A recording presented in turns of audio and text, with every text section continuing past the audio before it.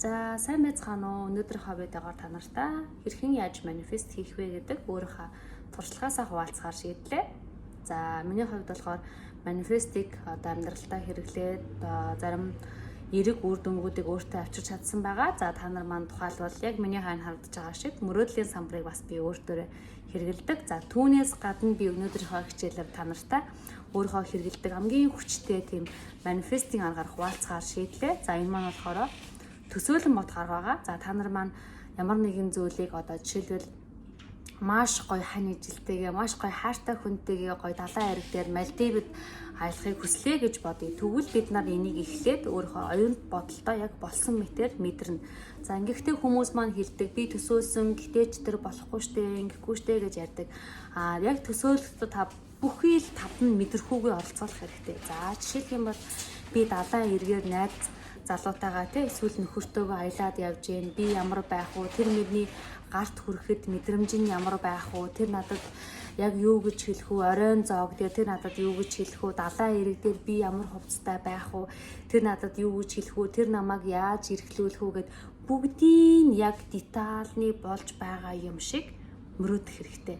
Бүр мэдрээд за энийг бид нар өглөө нэг удаа, оройн унтахын өмнө нэг удаа 21 хоног заавал хийх хэрэгтэй. За ингэчээд ерөөсөө хизээч үр дүн хүлээж болохгүй. За би хийсэн штэ яагаад үр дүн хүрэхгүй байгаа юм болоо? Би яг мөрөөдөд байгаа штэ хизээ биелэх юм болоо гэж бодох юм бол бид нар орчлон ертөнцид энэ бүсэл маань биелээгүй штэ, биелэхгүй штэ гэдэг сигналыг өгнө. Тэгэхээр аль хэдийн миний мөрөөдөл биелчихсэн юм шиг аль хэдийн би тэр мөрөөдлийнхаа амьдралад явж байгаа юм шиг ямар ч эргэлзээгүй мөрөөдөх юм бол тэр мөрөөдөл биелдэг. Ямар ч эргэлзээгүй. Жишээлх юм бол та ресторанд хоол захиаллаа. Жишээлбэл стейк захиаллаа. За тэгээд та стейк захиалчаад миний стейк маань ирэх болов уу? Эсвэл надад жишээлбэл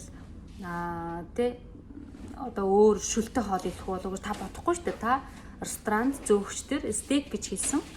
Танд стейк л ирнэ. Та энд ямар ч эргэлзэхгүй тийм үү? Одоо нэг 5-10 минутын дараа миний захиалсан хоол буюу стейк ирнэ гэж бодно. Түүнээс биш та шүл ирчих болов уу, яах вэ гэж та бодохгүй. Яг түүнтэй адилхан мөрөөдөлтөө маш их ихтгэлтэй байх чухал. Ерөөсөө тэр биелэн гэдэгт бат итгэх маш чухал. За жишээлх юм бол найзлан маань бит хоёр хайрцагтайгаа бит хоёр далайн эрэг дээр явж байна. За би яг энэ удаа би өөрийнхөө мэдрэмжтэйгээ танайтайгаа хуваалцж чинь далайн эрэг дээр маш гоё байна, дулаахан байна. Далайн ус бүр дулаахан байна. Ялангуяа хосоороо явж аялахад маш гоё юм байна. Би хүндлэл хайрыг мэдэрч байна. Алхам тутамдаа би хүндлэл хайрыг мэдэрсэн. Өглөө босоод ирсэн чинь миний найз залуу надад гоё хоол хийцэн байсан. Бид хоёрын авсан буудлын юунда ярьж агаад миний найз залуу надад өөрийнхөө гарын олоо хийчихсэн. Маш гоё амттай байсан. Эсвэл бит хоёр хоол идээд айгүй гоё оройн зоог бариад сууж исэн чинь миний найз залуу надад гоё бэлэг өгсөн гэдэг бүгдийн яг болсон юмыг хүнд ярьж өгч байгаа юм шиг. Гэхдээ хизээч энэ маань үнэн байх болов энэ худлаан болов гэж бодохгүй. Ер нь өөрөөсөө миний мөрөөдөл биелэхгүй байгаа шүү, энэ болохгүй байгаа шүү гэсэн тийм сигналыг гаргахгүй. Дандаа би болж гин бүтчихин энэ амьдралаар яг амьдарч байгаа юм шиг бодно гэсэн. Тэгэхээр тэр зүйл таны амьдралд эхлээд таны оюун бодол дээр болно. Дараа нь таны амьдрал дээр ирнэ. Энэ бол манифест. Хизээч үр дүн хүлээж болохгүй. Үр дүн хүлээгээд энэ яагаад биелэхгүй байгаа юм бол би өдөрт 2 удаа хийж байгаа штэ гэж ерөөсөө бодож болохгүй. Эргэлзэх төдийд л манифест бид нараас яваад өгнө. Тийм болохоор хизээч битгий эргэлзээрэй. Эргэлзэн гэдэг бол та тэр юмдаа итгэлгүй байна л гэсэн үг. Тийм учраас бат итгэлтэй, урам зоригтойгоор тэгээд байнга тэр мэдрэмжийг мэдрахыг хичээх хэрэгтэй. Тухайлбал танд тэр зүйл үнэхээр байвал та ямар мэдрэмжтэй байх вэ? Эхлээд асуугаад биччихнэ. Түүний дараа байнга тэр мэдрэмжийг өөрөөсөө гаргаад явна. Жишээлх юм бол та өөрийгөө тэр бомтон гэж бодъё. Тэгвэл та тэр бомтон байсан бол та ямар нэгэн ажилдаа эсвэл сарынхаа цалинтаа санаа зовхгүй шүү дээ. Яг тэрнтэй адилхан та өнөөдөр тэр бомтон биш ч гэсэн та өөр хэрвээ санхүүгийн эрх чөлөөнд хүрэхийг та мөрөөддөг бол та санхүүгийн эрх чөлөөг өөртөө манифест хийх гэж байгаа бол яг тийм тэр бомтон хүмүүс ямар энергитэй, ямар мэдрэмжийг өөрөөсөө гаргаж явдیں۔ Яг тэр мэдрэмжтэй явах хэрэгтэй. Юу тарин түүнийг хүртэн. Бид нараас ямар вибрац гарна, ямар энерги гарна, тэр энерги буцаагаад над дээр ирнэ. Жишээлх юм бол та миний мөрөөдөл биелэхгүй байж тээ. Надад тэр хэрэгтэй байна. Надад iPhone 16 хэрэгтэй байна. Надад сайхан хань ижил хэрэгтэй байна. Надад өндөр цалин хэрэгтэй байна. Надад хэрэгтэй байна. Надад хэрэгтэй байна. Хизээ гэд байх юм бол орчлон ертөнц маань энд байхгүй юм байна. Энд зүгээр хэрэгтэй байна. Энд байхгүй юм байна гэж бодно. Тэгээд танд байхгүй байх зүйлийг авчирна. Өөрөөр хэлбэл таны мөрөөдлийг ерөөсөө авчрахгүй. Хэрвээ та тэр зүйлийг надад тэр зүйл байгаа. Надад маш гоё тийм би маш гоё сүүл үеийн тийм загварын тийм машин ундаг. Би тэр машинтайгаа найзуудтайгаа гоё явахдаа би тийм мэдрэмжийг авдаг. Би гоё тийм тэгээ сүүл үеийн iPhone 16 Pro Max барьдаг. Тэгээ тэр түүний камер нь маш гоё. Би тэр камераараа ерөнхийдөө видеонуудаа хийдэг, хичээлүүдэд хадгалдаг, лекцүүдээ уншдаг гэх. Ингээд яг тэр зүйл танд байгаа юм шиг, аль хэдийний байгаа юм шиг мөрөөднө гэсэн. Түүнээс биш би машинтай болохыг хүсэж байна гэвэл та хүссээр л байна. Хизээч тэр зүйл таних болохгүй. Эсвэл миний мөрөөдлийн одоо тий Toyota тийм машин над руу ирж байна гэвэл мөнхөд тэр бол ирж байна. Тэр хизээч танд ирэхгүй. Ягаад гэвэл та ирж байна гэсэн. Тийм учраас тэр машин танд руу ирж байгаа. За тэгээд мөн хань ижил дээр, relationship дээр ч гэсэн ялгаагүй. Ерөөсөө тийм chase хийгээд надад тэр охин намайг тоохгүй байна гэд өөрөөсөө тийм энерги ялгуулдаг юм бол тэр охин улам цухтаагаад байдаг. Та нар маань мэдэн штэ. Ямар нэгэн хүний араас ингээд хөөцөлдөх тусам тэр охин цухтаагаад байдаг тий. Танаас зайгаад бариад байдаг. Ингээд тэр бол та түүний араас хөөх тусам таны энерги тэр охин мэдрээд танаас цухтаамаар мэдрэмж төрж байгаа. Өөрөөр хэлбэл ямар нэгэн юмд хоригдсон юм шиг, хүлэгдсэн юм шиг цухтаамаар мэдрэмж төрж байгаа. Тийм учраас relationship дээр ч гэсэн та ингэж нэг хөөцөлдөх, өдөржин түүнд энерги зарцуулах аргыг хэрэглэхгүй зөвхөн detachment буюу жоохон бага зэрэг хүн дээрх тэгээд тэр одоо хайртай хүнтэйгээ гоё тийм эв найрамдалтай харилцааг дандаа төсөөлнө. Ер нь бол төсөөлөх аргыг бол манифестор хамгийн үр дүнтэй powerful аргаар бол тооцдог. Тийм учраас та нар маань төсөөлөх хэрэгтэй. Гэхдээ мэдрэмж, эмоц бүх зүйлээ нийлүүлээд маш сайн мөрөөдөх хэрэгтэй.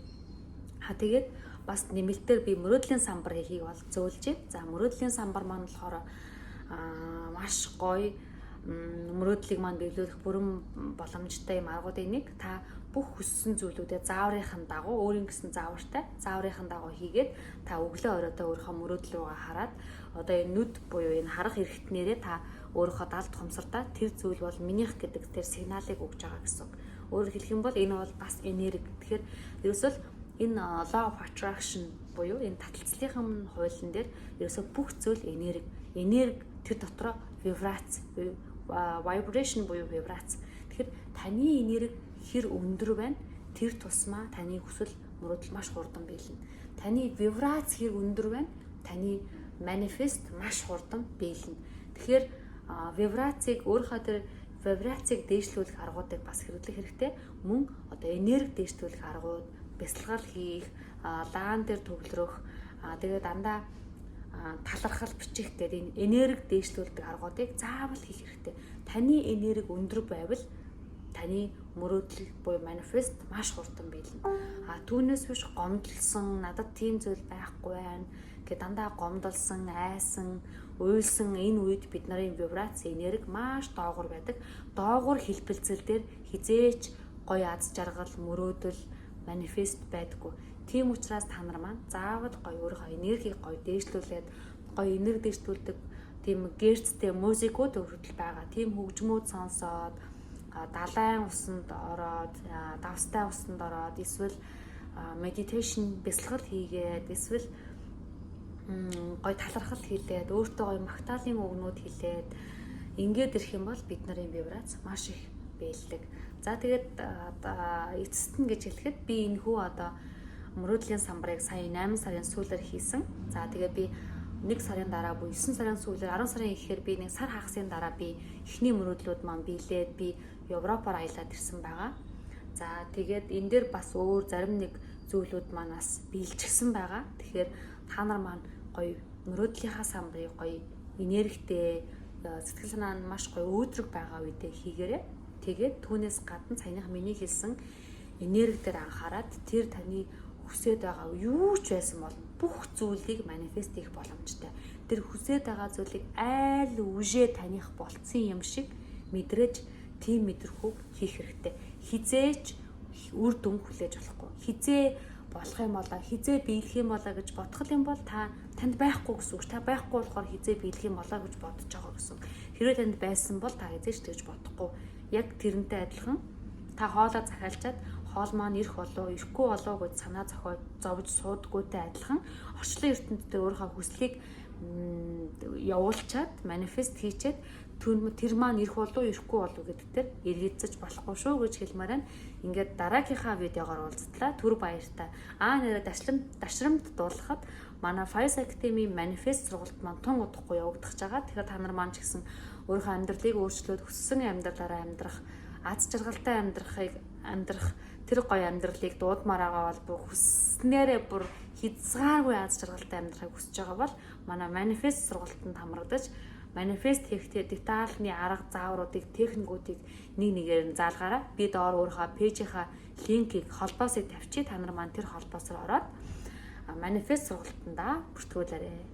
Бай.